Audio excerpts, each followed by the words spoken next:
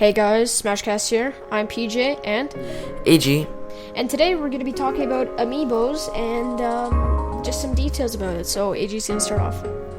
So pretty much the Amiibo's price point by a UK retailer for online video games is Shop2 is starting to take pre-orders for the Amiibo figures, and now I'm warning you that this is not the actual price point.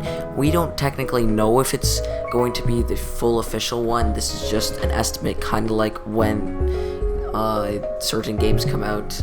We didn't know if they were going to come out on a certain date, so it's much like that. So pretty much each thing is supposed to be $12.85 as pounds, and the estimates were supposed to be anywhere from £6 to £12, and anytime that could change. So yeah, now for the pre-orders, of course we don't have every Smash character. They are only Link, Kirby, Mario, Zelda, Peach, Pikachu, Yoshi, Donkey Kong, Samus Aran, Animal Crossing, Villager of course, Leaf Trainer, Pit, Marth, and Fox. And these are supposed to be used for multiple titles such as Super Smash Bros., Mario Kart 8, and for Toad's Treasure Tracker, and much more. So basically, one Amiibo is basically, like in Canada, it's basically $26.44, and basically if you buy two Amiibos, it's almost the price of a retail game. So what do you think of that? Is that a little ridiculous in your opinion? Well, it's like you don't have to buy every Amiibo, and pretty much the point of an Amiibo is just to have a ghost for your certain character. So pretty much you're only going to be buying an Amiibo for that character that you actually are good at. So because it ghosts what you do, so you're not going to buy an Amiibo for a character you never use, because you're going to have to end up using it, and it's based off your skill level. Yeah, so basically, it's kind of like the Skylanders pricing, actually, where, they're still ridiculous, but, I guess it's a fair price, but the fact that if you buy two, it's basically like a retail game, I think it's kind of weird, and as you said, you don't have to buy every single Amiibo, but, $20, in my personal opinion, is just a little too much. Yes, and whether or not this happens with a conversion rate or not is really the big question, because in the UK it's supposed to be this £12.85. Then if we convert that to USD, that's $21.83 US, and then for Canada dollars, it's $23.40.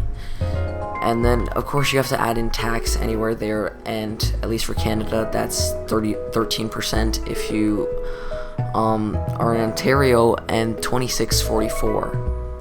So, really, we don't have to have the price converted, and plus, there's different economies, so like the UK is quite more inflated than the rest of America. So, MK8 was, for example, in Canada $65 compared to the US, which was $60, and pretty much whether or not it does get converted is going to depend on whether it's going to be too pricey for us. Yep. So basically, there's gonna be over 30 characters in Smash Bros, as we know. So 15 times 30 equals $450, and there aren't gonna be 30, but that's like a lot of money. You could probably buy almost two Wii U's. Well, not really. Wii U is like $300. So basically, you could probably buy like a Wii U and just a rough guess, probably like 2 games. Yeah, but the one thing is that the Amiibo characters are currently only at 14. So 30 characters are only the other ones, because they're not having every single character to be an Amiibo. Yeah. And whether or not this is going to be happening, we could get the Me Amiibo, and if that does happen, then it's going to be like about 15 Amiibos, and that's about half the roster currently. And pretty much we might have a Amiibo because the development team for Amiibos made a test for Miyamoto as an Amiibo, so we could end up seeing the Mii. Whether or not it does happen is the big question, and pretty much all the other games are going to pay off this. The only difference is because like Skylanders, you're using it for like one game, maybe like different games from each franchise, but usually they require a different one each time. And Disney Infinity, just pretty much only games in its franchise, where this is a lot more diverse, where we could end up seeing it in games like we have it in Mario Kart 8, Super Smash Bros, Toad's Treasure Tracker, and a lot more games. We could see it in, I don't know, I'm just gonna name off just random a ton other games. Yeah, Bayonetta, probably not gonna happen. That would be pretty cool. Well, considering that there's happen. actually like costumes for Bayonetta, like a Link costume, like I maybe they could do something with that. I have no idea, because I heard the costumes have actually some kind of feature other than appearance. Yeah, they get different abilities. Yeah, okay. So we could see them in different games. So the price does pay off. It's just pretty much you buy one, and I don't suggest you to buy a bunch of others unless you're like some mega collector. / rich person. Yeah, sure. And then pretty much it's up to you if you're gonna say that this is too much. So I think that it's a fair amount, because if you think about it, the Amiibo has to have the figurine, which sure, it doesn't cost a whole lot, but it looks cool. And we gotta cut Nintendo some slack. They haven't made us pay DLCs for anything, whether that's good or bad. So they're not pulling off something where they have like only half the game there and half of the game's locked in DLCs. But pretty much it costs a lot because you have the NFC chip and like the memory chip there, because you have to save read and write to the gamepad and be able to have wireless connections. And anytime something is wireless, it always raises the price. And things like reading and writing, it's quite expensive. So the $15 is fair for manufacturing price. Yep. So overall, I agree. I think these prices are pretty reasonable. And yeah, so you have any closing statements or anything? Yeah, I personally like to see this happen as a Club Nintendo reward, even like put it up as a platinum reward. So for the people who maybe are longtime Nintendo fans and maybe don't have the money at the time to buy it, they can always get it from Club Nintendo.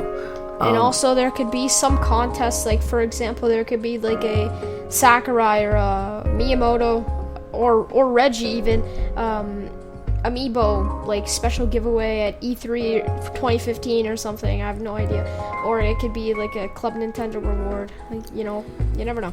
Actually, that's not quite a bad idea. I bet you in a ton of tournaments afterwards we could see that as Amiibos being actual prizes. Yeah, like a special edition sort of thing. Yeah, maybe even people will create like their own custom Amiibos, Mm-hmm. not from Nintendo, which would be pretty cool, and I can totally see them giving those away at EVO or something.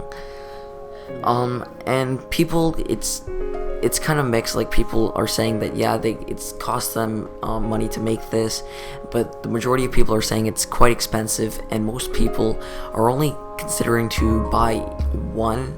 And I've heard a lot of people say they want Luigi, and Luigi hasn't been said to be as an Amiibo character, which I definitely would buy Luigi for some weird reason. He is not an Amiibo yet, but hopefully they add a ton more of Amiibos in the future, and that will be very good for everyone. So yeah, guys, leave a comment below on what you think of the Amiibos and the overall pricing, and be sure to follow us on Twitter at Smash Podcast, and be sure to also follow us on Instagram at Smash Podcast. Anyway, guys, this is Smashcast signing out. Peace.